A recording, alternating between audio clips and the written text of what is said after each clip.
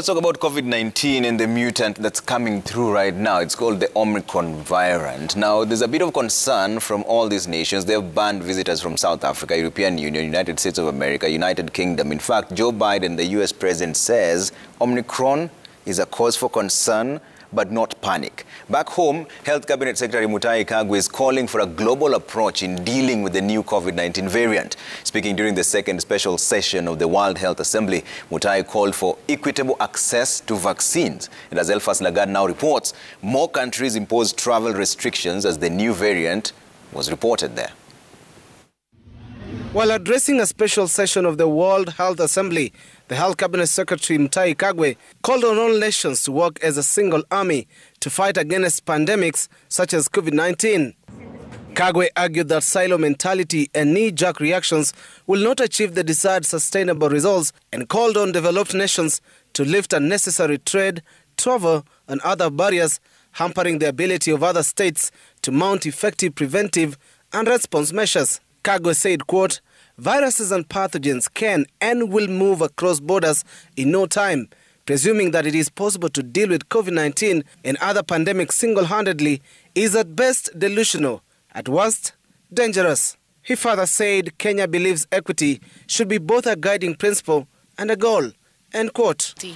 As the CS argued his case at the global platform, his permanent secretary Susan Mochache echoed similar sentiments back at home.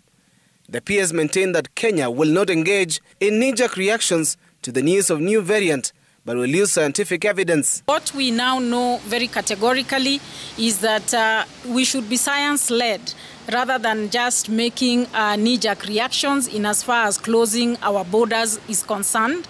And what we have then done as a Ministry of Health is heightened our surveillance at the ports of entry and ensuring that any person coming into the country from those countries where this variant has been identified are properly screened. They must undergo or at least be able to show that they have done a PCR test, and we are even repeating PCR tests at the point of entry.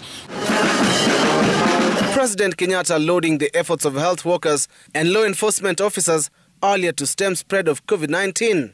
I want to take this opportunity to thank the law enforcement agencies for the role that they played in enforcing the COVID-19 regulations and protocols.